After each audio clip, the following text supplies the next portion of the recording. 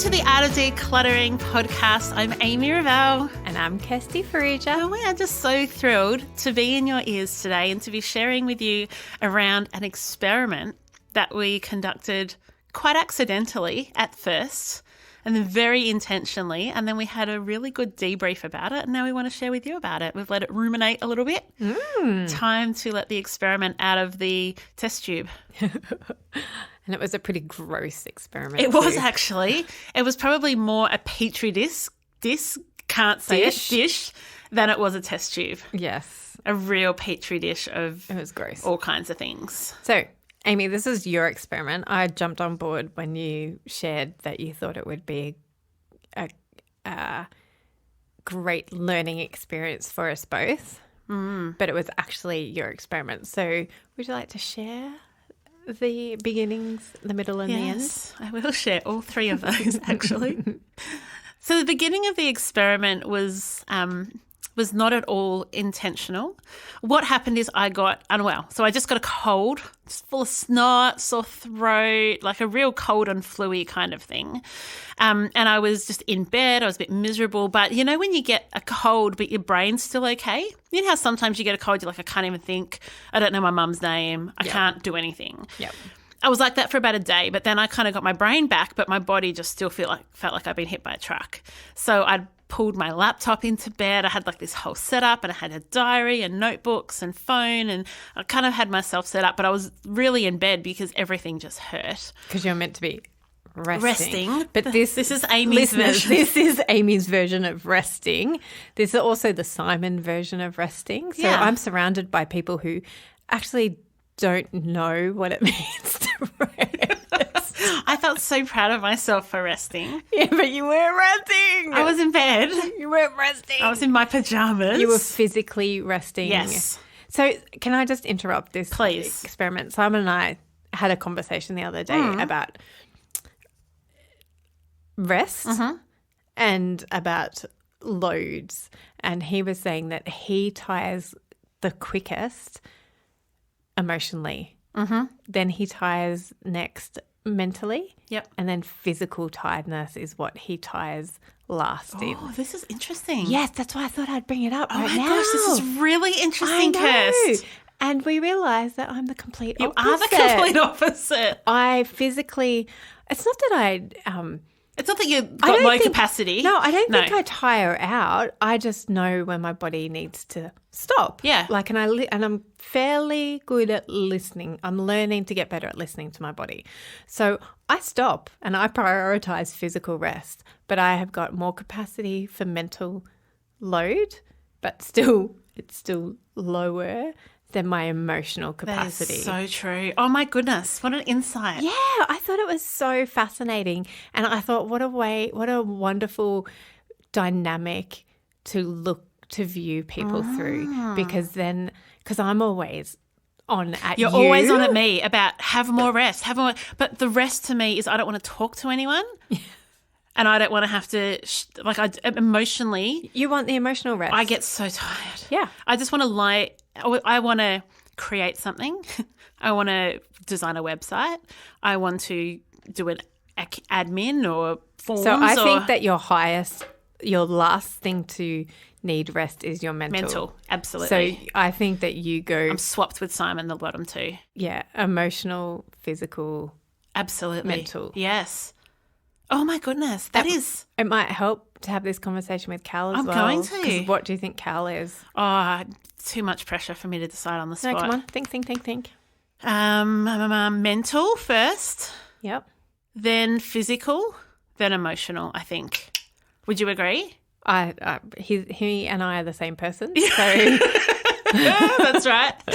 So all my unions are with one. yes, we Yeah, we so I have reckon- joined the Cal and Kirsty union. We have formed it, and it is the anti-Amy. Yeah, that's right. It's exactly the opposite of me.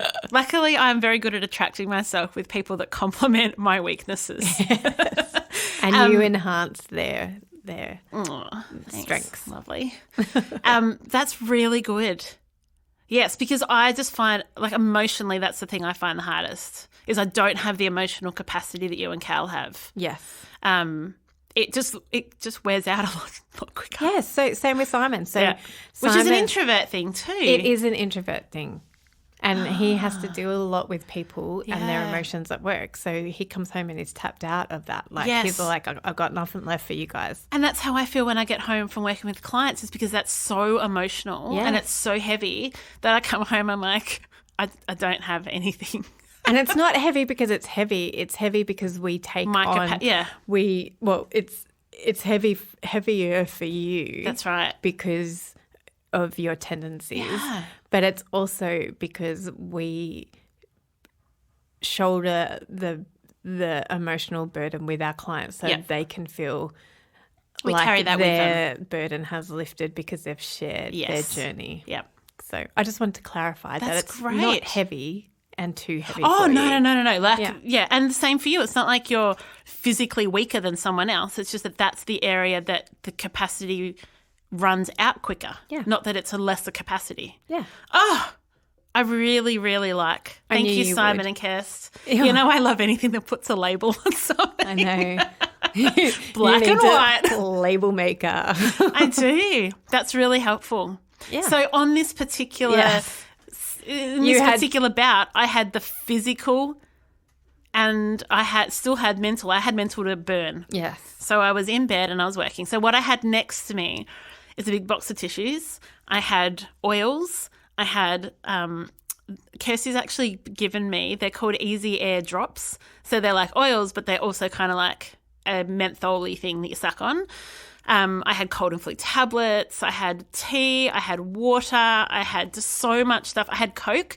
One of my friends who's a nurse said, the way to get rid of all the mucus that's stuck in your head is to drink Coke, because apparently, I don't know what it does, but anyway, that's what she said. I just had like myself set up. I had cushions everywhere. I was in a little palace. And then what I did is I got some garbage bags and I brought them in because I don't like mess. And I hung a garbage bag on my bedside table on the handle. And every time I blew my nose or I had a cold and flu tablet or whatever, I put the rubbish in there. Because I was feeling like physically just fatigued and yuck. When the bag got full of dirty tissues, I just tied it up. And this is a bit gross, but this is the petri. This is where the petri dish starts, peeps. I took the bag and I threw it into the corner of my bedroom, which is like maybe it's just the foot of my bed, effectively. So I just threw it there. It's about a foot away from the foot of your bed. Yeah, so it's in the walkway that you walk past. Yeah. I just threw it there with all intentions of when I get up and I go wherever I go out to the kitchen, I'll just take it with me and put it in the bin outside. But then I didn't do that. I just left it there. And then the second bag got full and I threw it on top of the first bag, and this is the moment the experiment started. It went from, I'll do that in a minute, to, oh my goodness, I get it. I understand how all of a sudden an otherwise really tidy, decluttered, minimal room can become cluttered because I just threw one bag on the other. And there's so many things in that very minute moment of adding the second bag that I think we can unpack. So that's the middle of the experiment. She's so excited about this experiment and so excited about the lessons that she learned from this. I know, I am. It's gorgeous. Oh, thanks, Kirst. So the moment of throwing that second bag on, in my mind, it became an experiment. So then what I did is I made the decision that until I was better, I was just going to keep putting my bags of food wrappers and dirty tissues and everything, medicine wrappers, in the corner of my bedroom and just see what is it like. Because you had that light, but by putting that second bag, you deliberately put the second bag on and then you had that aha moment. Yeah, the second bag was like, just throw it on. And went, oh, wow. Oh, my goodness. I'm just like my clients, which is, there's, again, no judgment in that. But you were like, I get it. I get it. And then you were like, oh, I get it. That was easier to put it on that bag than it was to take it outside. So now I understand. And then you're like, and now, being Amy, I'm going to do an experiment. I'm going to see what happens if I just keep putting bags there. And you And I really was in the moment. Yeah, and you were then like, right, I'm going to analyze every feeling I have. I'm going to analyze every thought I have towards this experiment because that's who you are. Yeah. So within 48 hours, I felt comfort by the pile of bags of dirty tissues and cough medicine wrappers in the corner of my room. I felt like I'd started something. I felt a sense of ownership over this bag of dirty tissues. I felt like it said something about me, like it was validating of the fact that I was sick. Yep. It was proof. There was so many things going. So one of the other things is Cal never noticed that the bag was there or that the bags were there. Never noticed. And he has to walk past those bags. Surprisingly, he didn't kick them to go to our bathroom. So he walked past them probably 10 times while I was in bed sick. He was sleeping in the bed next to me. It's not like he was away and I was the only person. He never commented that I had started stockpiling bags of rubbish in the corner of our bedroom.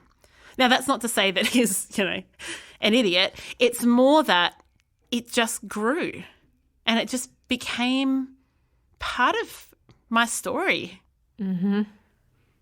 This is fascinating. It's interesting. I've never done anything like it before. It's not like I used to be someone who understood. It's not like you were, Kirsty. Oh, but you've never been like that, have you? Like what? Like someone who would Lazy? let rubbish build up. Yeah. Okay. Well, and this is what's common in with clients, isn't it? Like it's particularly in bedrooms. Yeah. There's often just rubbish. Yes. The labels off new clothes, bags, receipts. And it's not just it's every room. Yep. In some people's houses. It's just one little, and it's not necessarily snotty tissues. No, it could be paperwork. Yeah, and it is like the labels off clothes, the envelopes on cards. Like it's not necessarily snotty tissues. Yeah. But it could be a lolly packet. Could be like it is definitely rubbish. So when we go in and clean it up, it goes straight in the bins, recycle or rubbish. It's rubbish. Yeah, there's nothing of worth in there. It's not, this might be useful someday. No. Yeah, I had this moment of true compassion, understanding, empathy for the for the emotional connection that people have to their clutter. I had always understood that there's this tension of I don't know what to get rid of, but not that there was a grievance with getting rid of the clutter. Like the clutter defines you or the clutter told you about yourself or the clutter validated you. I've never, ever, ever experienced that before, but the experiment took me right there. Yeah, because you even were like, well, now it's all there. I don't want to get rid of it. Yeah. You were like, that was no, the weirdest bit. No, I can't put them in the rubbish because then my whole week of being sick is not, it didn't happen. Did it even happen if there's evidence. No evidence? It was a very strange feeling when it came time to get rid of it. A really strange feeling. Like people are going to really wonder if I'm not pulling your leg. Like these are the feelings that I had that was the reason that I did the experiment. Yeah, because you were like, let me see how I feel about this. And then you weren't feeling attachment to it when you put that second bag. You were being lazy when you got that second bag. Correct. You were procrastinating at that second bag. You're like, I'll do it later. Correct. Which is what a lot of us do. We'll just put off what we could do right now. We'll just go, yeah, we'll do it later. We'll totally get back around to it. And that's when you were like, right, I'm going to do an experiment and I'm going to see how long I can put up with that dirty pile. Yeah. And because that's how it wasn't like, oh, I want to see if I can feel compassion and empathy. No. It was, I want to see how long I can live in my filth. Yeah. I want to see how long I can, as a professional organizer, as a minimalist, can live with bags of rubbish in the corner of my bedroom, my sacred space. Yeah. And I think what Kirsten and I really, really want to say in this, and we'll get to more about the experiment, is that there are seasons where things build up, sickness, when you've had a new baby, or you've had loss, or you've been divorced, or you've lost a job, or a partner's passed away, or there's definitely situations where you're going to drop the ball, and that's totally okay. Yes. Like, I'm not down on myself for the fact that I wasn't getting out of my sick bed to take bags of rubbish to the bin. No. That is not the point of this. No. And even when I say you were being lazy, there is a time and a place for that. Like, there's grace for you. You were sick. Like, and with all those things that you mentioned, there are really good, valid reasons for not necessarily putting snotty tissues in the corner. In a bag. But, and it's, again, it's not about the judgment over the what was in the corner. No. It's about letting procrastination live here. We did an episode a couple of weeks ago about procrastination and about repetitive clutter as well. And those episodes, we talk about this a lot, about procrastination and how to overcome procrastination. But there's definitely seasons that you need to have grace for yourself or grace for other people in your home because of tragedy or sickness or loss or, illness. So that's where we have compassion. Correct. And we have compassion even when you're... even if it is just laziness. That we have compassion for that too. Yes. Are you loving getting into decluttering and organising? Are you excited to get into different spaces in your house and just see the transformation that is possible? But are you also finding that there are some things that just aren't sticking, that you're finding that you just don't have the routine or system to really hold you where you want to be? Well, Kirsty and I have developed the Art of Decluttering online course, which is an amazing 6-module self-paced course with an interactive Facebook community. So if you want to go from overwhelmed to just nailing this decluttering thing, we would love you to join us. You just visit artofdecluttering.com.au/course. We have payment plans available. Access it today and see that transformation that you've been dreaming of. Have an organised home that stays organised for life. We cannot wait to see you in the course. One of the things, Kirst, that really surprised me about these bags is I felt some kind of sense of having started something that I felt bad about abandoning. So the only kind of way that I can tie it into another experience I've had is, as a child, I used to collect different things. So stamps or stickers. At one point, I collected Freddo frog wrappers, or I collected business cards at one point.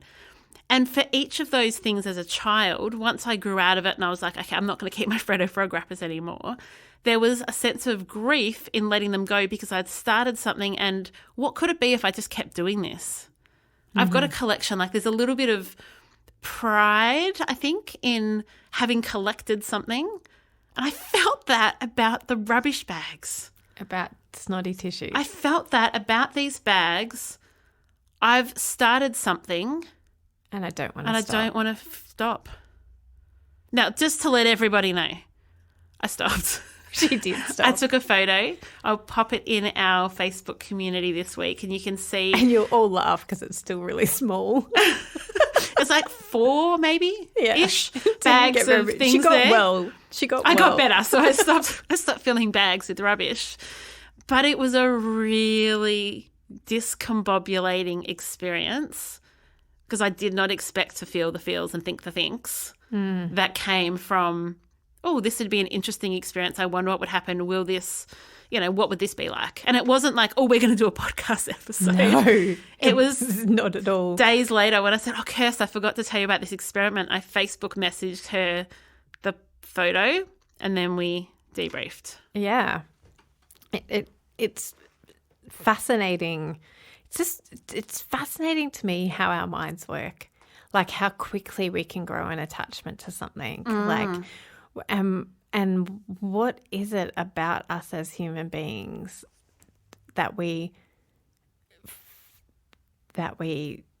do attach ourselves to inanimate objects that can't that are give actually anything valueless back to us? Yeah. Like, whether it's tissues or your great-grandma's antique bed head, they They don't love you back. They don't define you. Yeah, they're not actually like, okay, the tissues proved that you were sick and they were, and But so does my story. yeah. As you often say, that the stories are the important thing. Yeah.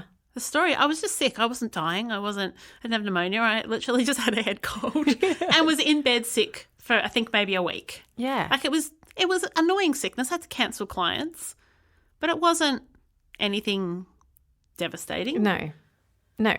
And yet you felt this attachment. Correct. To your collection because you chose to put value on the fact that you were collecting. I don't even feel like I chose to. That's the scary bit. But I felt like you that did. happened. That's exactly right. Like I felt like that was involuntary, that I just developed this connection. Yes. And that's what's fascinating about the way our brains work because we all have a choice in everything that we do, whether it be rational or irrational in this case. Or mindful or unconscious. Unconscious. Yeah. And it is fascinating. I don't think I have an answer to it. I don't think I do either, but I like the fact that we were going to, after talking about it, we're like, you know what? This would be interesting to talk about as a podcast episode. And I also think it would be interesting wherever you are listening to this, if you're in the car or you're in bed or you're doing the dishes, is have a look around and see if you've got your equivalent of the bags of tissues. Do you have old bills that are piled up? Do you have letters? Do you have tissues? Do you have milk carton? Like, what is it in your home that's just building up, but there's some resistance to you getting rid of it? Maybe you have a whole lot of recycling bottles and you're like, but they're bottles and I don't know why I can't get rid of them, but I just can't. Like the amount of people that say, I don't know why I can't get rid of it, but I just can't. Yeah. I get that now. Yes. And we had understanding before, but I think through us talking through this is it's developed a new empathy in us. And it didn't have to be Kirst's bags. Like the empathy was developed through us nutting it out together. Yes. And sharing and talking about it. And that's why it's so important to us to be able to sit and hold space for our clients. Yeah. Like when they tell us this stuff, and even if it doesn't make sense to us, like even when we as a professional organizer can approach a situation with rational thought to an irrational thought process from the other side, we hold space for that. And we can, and you and I now can enter into the irrationality of it. Yeah. With compassion and empathy and still challenge. I think that's really true. It's the and still challenge.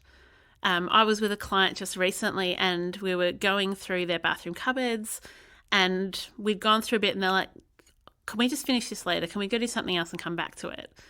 And everything in me as a person talking to another person wants to go, yeah, I get it. It's getting too hard. We'll go do something else. But I was like, can we just sit in this for a minute? Can you tell me what's going on? And it's hard and it's uncomfortable, but we're declutter coaches. Yes. We're not cleaners. We want to help you unpack that. And as we talk about it, either it is too hard and we uncover why and we go, that's fine. It's probably better that we take a break. Or we uncover it and they're like, oh, actually, I think I'm ready to keep going. Yes. And it is that. I find a lot with clients that it is that sitting and having and holding space for somebody to share their irrationality potentially or their hurt or their sadness or their shame or their guilt or their judgment or their stress or anxiety or depression or, whatever it is that we've peeled back the onion skin or they have and they've realised that, quick, it's gone. Yeah. Quick, like let's cover it back up or, potentially like with the onion skin analogy, like it's making me cry. Yeah, it's burning my eyes. Move away from this. Like we feel so honored and privileged to be able to see it and help you to hold space for that and to ask, and we try to be discerning about the questions that we need to ask to really uncover that and to really dig into that and go, it's okay, honey, like it's fine to cry. Yeah. It's fine. Like you're safe here. You're loved here. It's okay to sit here. And it's okay to sit here in silence sometimes until you can figure out what's actually going on. And that's why this experiment was so fascinating for me as an observer of Amy, because I was able to help her unpack that.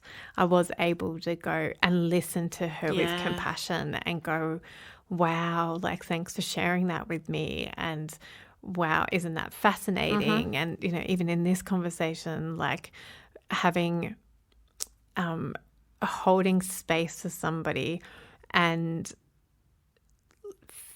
discerning what the right questions to ask are. And sometimes we don't ask the right questions. Like we've spoken about this in other episodes, that we step on landmines all the time.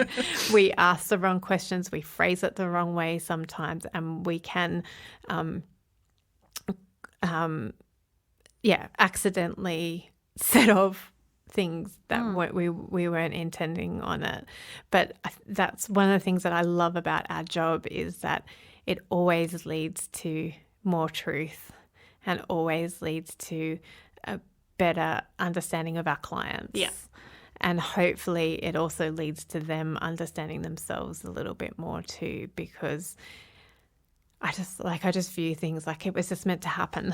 Like we were meant to say the wrong things, or like we were meant to ask that question that peeled back that onion skin and allowed that person to realize that they are in a safe place, that they are deeply loved and that they're deeply cared for by us. So I will hand back over to you to talk.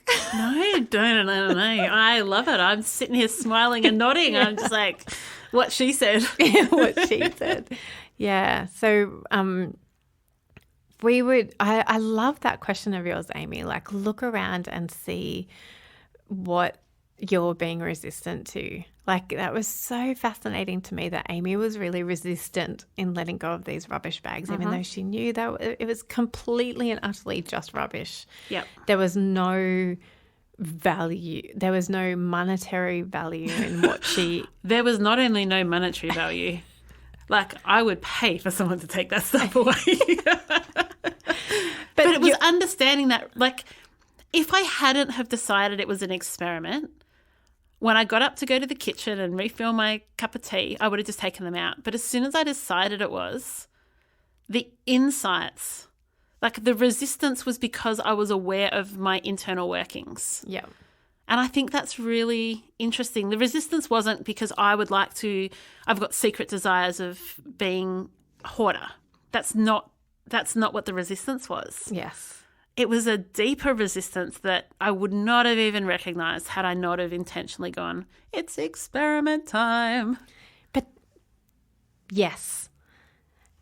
And lots of people listening and lots of the people that we work with don't do experiment time. That's right. They do life. They do the alternative. Yep. They go, actually, this is how I'm choosing to live, or not, and unconsciously choosing to live. This is just my lot. This is life. And so we do want to encourage you to look around and see where you're being resistant. So if there's any podcast episodes that you've just skipped over because you're like, no way, Jose, I'm not going there. Yeah, books, if you've skipped the books episodes, that might be yours. I have a client at the moment that she's like, we are not going into my bedroom ever. You're not coming into that room with me. I will do that by myself. And we've got plenty of other rooms to get to before her bedroom. And it will be interesting to see whether I am allowed into her bedroom in the end, if she feels prepared and willing to go there with me. And it's fine if she doesn't. Yeah. But it is, that's also part of my job is to also help her unpack why it is. Yes, exactly. And like, exactly. I think this is the power of conversation, Amy, is when you speak out your thoughts, they then lose their power sometimes. Yes. Like, Absolutely agree. you're like, oh, now I understand myself and now I can let that go. Particularly if you're like Kirsten and I, who process by talking. We're verbal processors. Such verbal processes. It's ridiculous. Like, we'll start a conversation and end it and we're totally arguing against what we started. It's a comedy. It's a comedy. If you listen to us, you would not be able to follow very clearly in some of our calls. We can't follow ourselves. But we process verbally. And so sometimes having us come in or having someone alongside you gives you that, because it's unlikely that Tuesday afternoon you're going to ring a girlfriend and go, so I've been trying to work out why I can't get rid of recipe books. I can get rid of everything else in my house. Can you just process that with me? It's unlikely. Yes. It would be helpful, but it's also unlikely.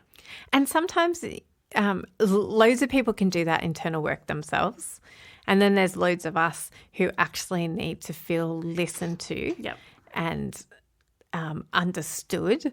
And it is in the verbal processing that the processing happens. Yes. That you go, oh, that's what's really going on. Like, we have these conversations. Here's an insight. You've got getting more and more insights into Amy and I.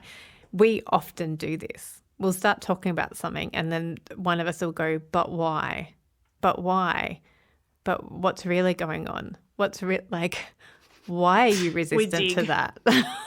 And that's when we go, oh, that's what's going on. Oh, okay, I can see how that's helpful or unhelpful.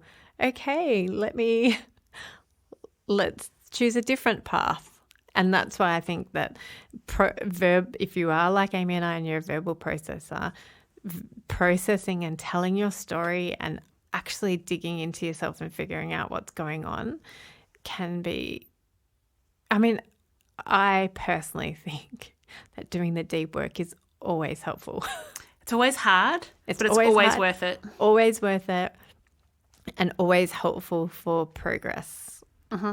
And that does not need to be verbally. Mm-hmm. It can just be journaling, can be just sitting in your own thoughts, or it can be talking about it with just one person. Could be your partner, could be your best friend, could be a professional organizer, could be in a group like AA, or it could be in a formalized group.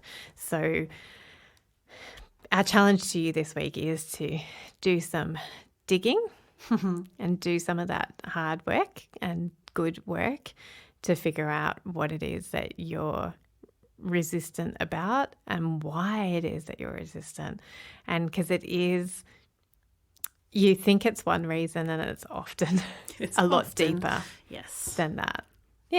Amy was all like, oh, it's just because of this. But no, it's because of this, this, and this, and this. So interesting. So maybe, Kirsty, your job in the next 6 months is to come up with an experiment, because I would love to hear it doesn't have to be anything the same. It might just be something a bit different. We shall see. If you've got an experiment suggestion for Kirst, pop it in our Facebook group and let us know what it is. I know what I'm resistant to at the moment. What's that? I've been talking about it for months and months and we still haven't got up into the roof and cleaned out our sentimental items. And it's not about clearing them out. I'm It's going through it. It's going through it and making sure that we're keeping what we want to keep. But it was hot, and so Simon didn't want to get up in the roof. And then he always thinks about it at a time that it's inconvenient, or vice versa. I'm like, let's do it. And he's like, no, I've got this, and that. And so I do want to do that experiment. Do it.